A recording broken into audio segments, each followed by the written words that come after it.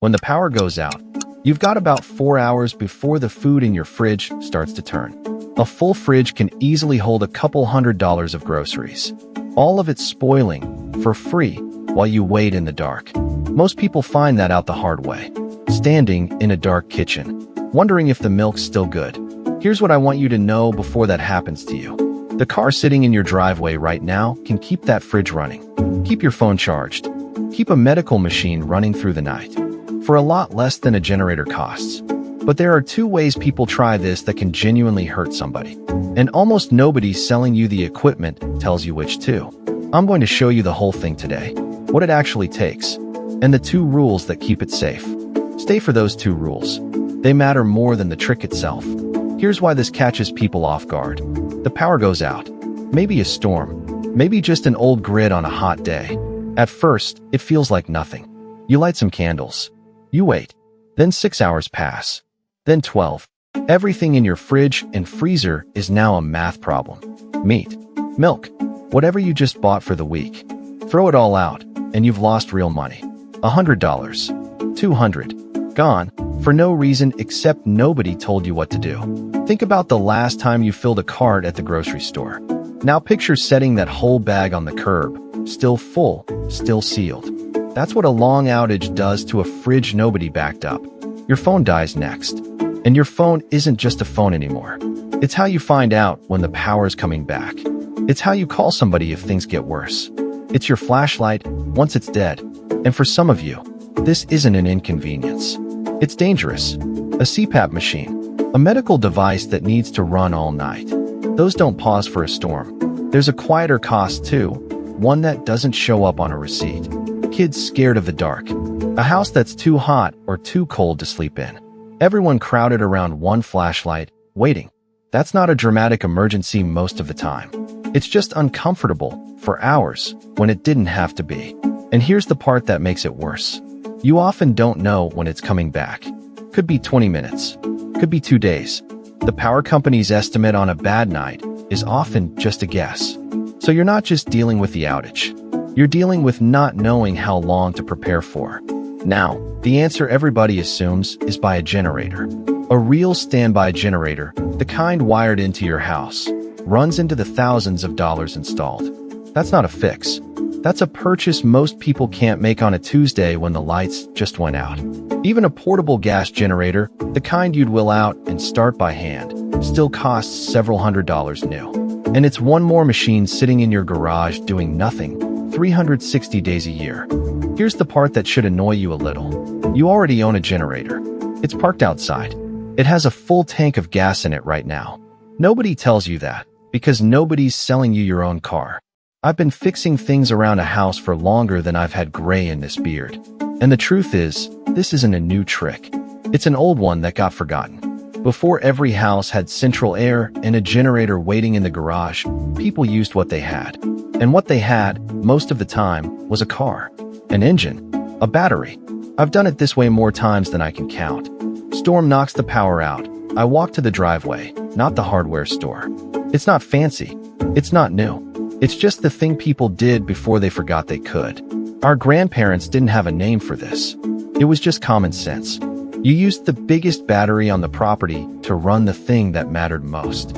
Somewhere along the way, that habit got replaced by a trip to the store. This video is just handing it back to you. I remember a neighbor of mine, years back, who kept an old truck parked by the barn for exactly this. Never drove it much. Just kept the battery charged, gas in the tank, and a cable ready by the door.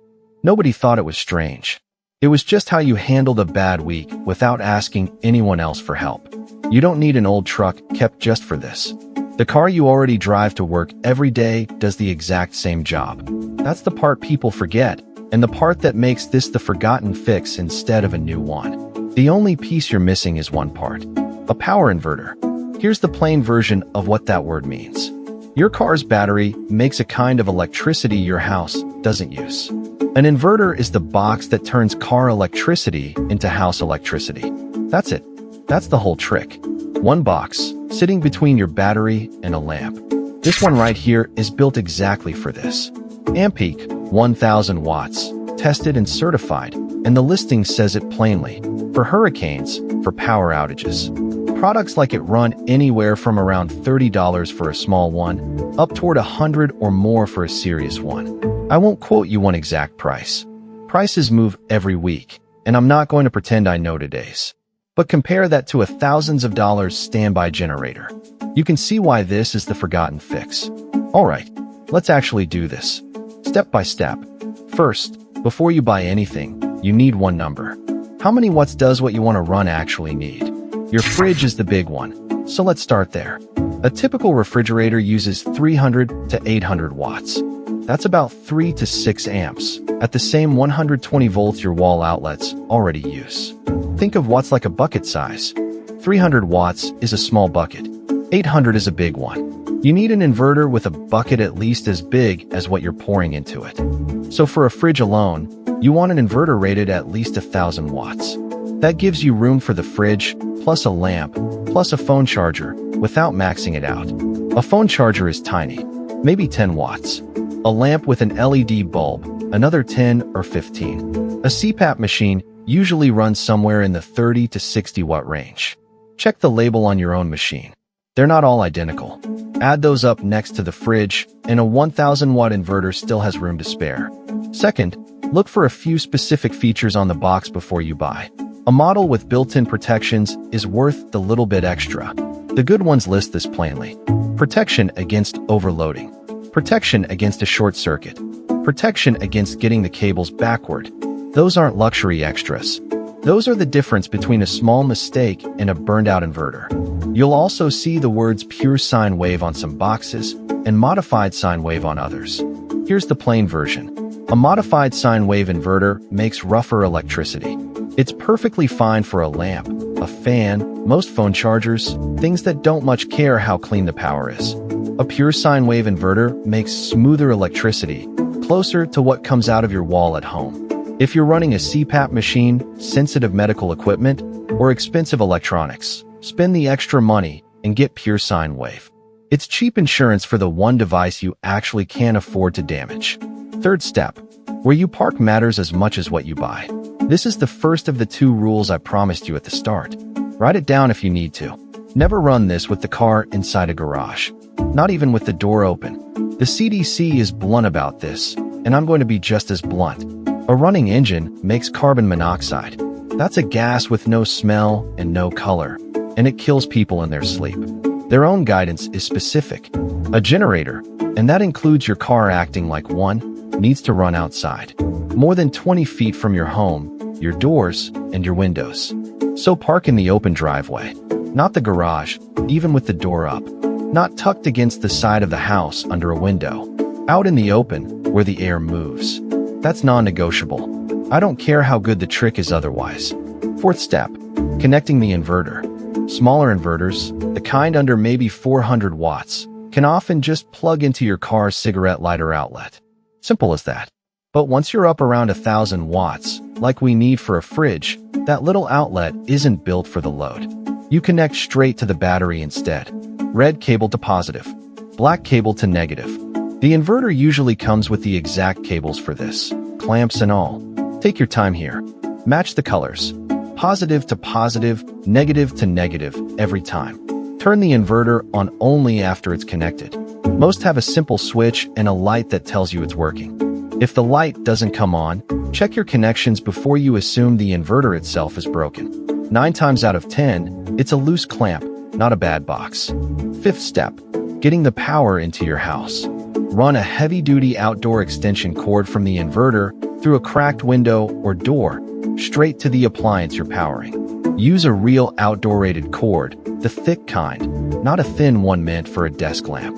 A thin cord run at high wattage over a long distance can overheat. Check the tag on the cord itself. It will list a wattage or amp rating. Length matters too. The longer the cord, the more power it loses along the way, especially at higher wattage. Keep it as short as you reasonably can.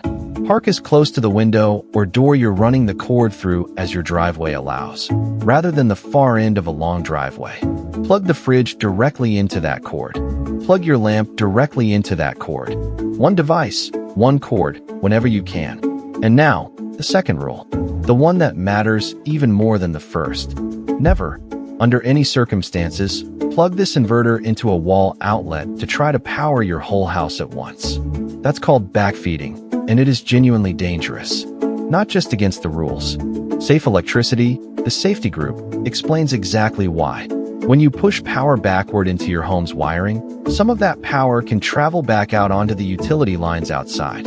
Lines that repair crews assume are dead when the grid is down. You could put a lineman's life at risk without ever knowing it. That is not an exaggeration. That is the actual reason a permanent generator setup legally requires something called a transfer switch.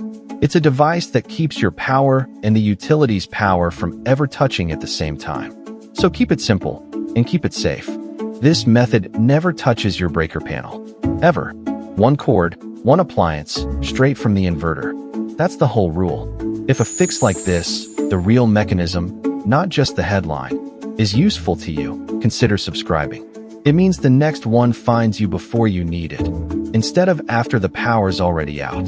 Sixth step, and the last one. Let it run. A fridge doesn't run its motor constantly. It cycles on and off to hold its temperature. The average power it pulls, over a whole hour, is quite a bit lower than that 300 to 800 watt number on the label. That number is the ceiling, not the constant draw. Let the engine idle while it's connected. Check on it every so often. That's really it. You've just kept a fridge full of food, a phone, and a bedside lamp running, using a car you already own. One more thing, and this one saves people the most grief. Test this setup once before you ever need it. Not during a storm. On an ordinary Saturday afternoon. Hook it up. Run the fridge off it for 20 minutes. Watch what happens. That's how you find a bad cable or a dead outlet on your own schedule, instead of at midnight in a blackout. People also ask how much gas this actually burns. An idling engine, just keeping itself running without driving anywhere, uses far less fuel than driving does. Most cars can idle for many hours on a single tank. Still, keep an eye on the gauge. If a storm knocks out power for several days, don't idle non-stop the entire time. Run the fridge for a few hours at a stretch, then shut the engine off for a while. Now let's answer the questions I know you're already asking. Because a trick that skips your doubts isn't actually finished. Will this drain my battery or wreck my alternator? Not while the engine is running. Your alternator is already built to recharge the battery and run your car's own electronics at the same time. Adding an inverter's draw is well within what it's designed for. The part to avoid is running the inverter off the battery for a long stretch with the engine off. That will drain it fast. Keep the engine running, and this isn't a concern. Is this even legal? Yes. Here's exactly why, in plain terms. The danger with generators is backfeeding into your home's wiring, which we already covered. This method never does that. You're running an extension cord to one appliance, the same as plugging in a lamp. There's no panel involved, so there's nothing illegal about it. What if it's raining or the storm's still going? Keep the inverter and the connection dry. A cheap plastic tote turned upside down over it works fine in a pinch. But do not run this in standing water, and do not run it if lightning is still active nearby. Wait for a safe break in the weather to hook it up. What about my CPAP or another medical device? Check the wattage printed right on the machine or its power brick. Most fall well within what even a smaller inverter can handle. If you depend on a device like this, test your whole setup once on a calm day before you ever need it in an emergency. Don't let the first try be the night you actually need it. Will running my car like this bother the neighbors? An idling engine makes some noise, but it's the same noise your car makes at any stoplight. It's nowhere near as loud as a gas generator running for hours. Still, park it as far from a shared wall or a bedroom window as your driveway allows. A little courtesy goes a long way during a stressful week for everyone on the block. What size inverter do I actually need, in plain terms? If it's just phones, lamps, and small electronics, a 300 to 500 watt inverter is usually enough. That's the kind that plugs straight into a cigarette lighter. If a fridge is on your list, go with at least 1,000 watts, wired straight to the battery like we covered. If you're adding a space heater or something bigger, check that single appliance's wattage label first. It's often the biggest number in the whole setup. What if I don't have a car, or I live somewhere I can't park by my own outlet? Fair question, and I'm not going to pretend this fixes that for you. This particular method needs your own vehicle, parked somewhere open, within extension cord reach of your window. If that's not your situation, a portable power station, charged up ahead of time, solves the same problem without the car. It's a different cost, but it's worth knowing the honest alternative instead of forcing a fix that doesn't fit your home. Does this work with an electric vehicle? Not the way I've described it here. This method relies on a gas engine's alternator constantly recharging the battery while you draw power. Some newer electric vehicles have their own built-in outlets for exactly this purpose. That's a different feature built in by the manufacturer, not something you add with an inverter. If you drive an EV, check your owner's manual for that feature by name before assuming either way. Is idling like this bad for my car? Modern engines are built to idle for extended periods without harm. That's exactly what happens sitting in traffic. Just make sure you have enough gas. Check your oil level before storm season, the same way you check it before a long road trip. If a warning light comes on that you don't recognize, stop and have it looked at. Don't guess with your only working vehicle during an emergency. Do I have to buy one, or can I borrow or rent it? Some hardware and tool rental stores carry inverters for short-term rent. That can make sense if you just want to test the idea once before committing to buy. But this is something you might need on short notice, in the middle of a storm, when stores are closed or picked clean. Owning one yourself and keeping it in the car is the more reliable plan. Think of it like a spare tire. You hope you never need it tonight, but you don't want to be the one driving around trying to find a store that has it in stock. What if my neighbor doesn't have a car or is elderly and living alone? This is worth thinking about before a storm, not during one.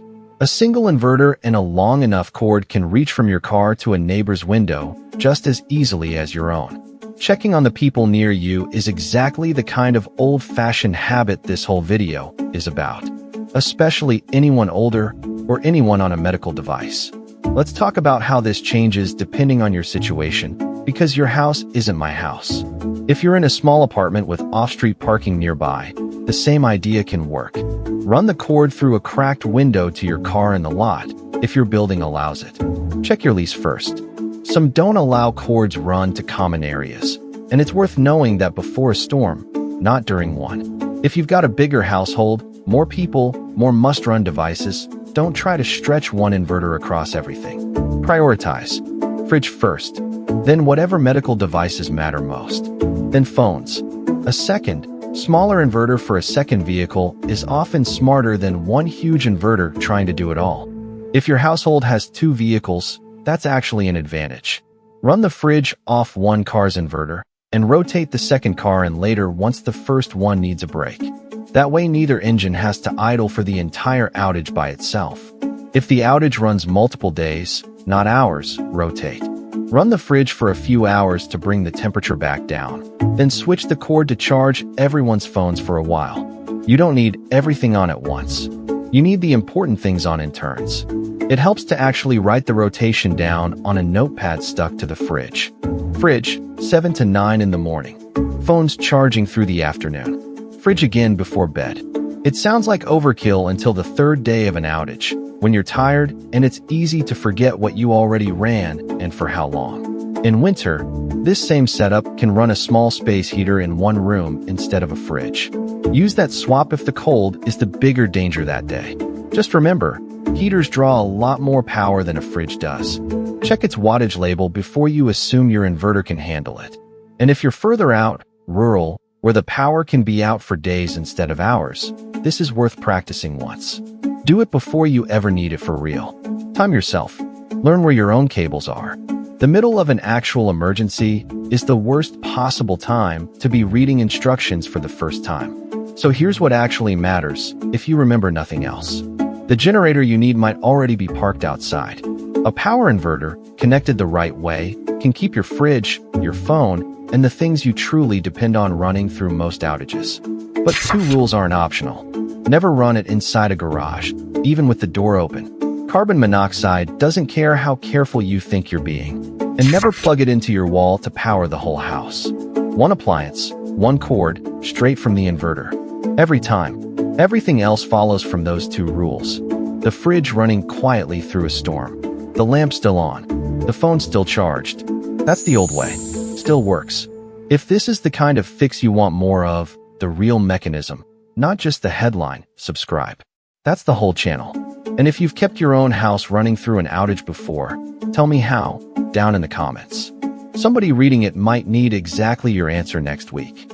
Before the next storm shows up on the forecast, do 3 things now, while the power's still on. Find your jumper cables. Check your inverter is rated at least 1,000 watts if a fridge is on your list. And run the test I mentioned earlier, just once, so the first time isn't the night you actually need it. 20 minutes of testing on a calm afternoon buys you a lot of peace of mind on the night it actually matters.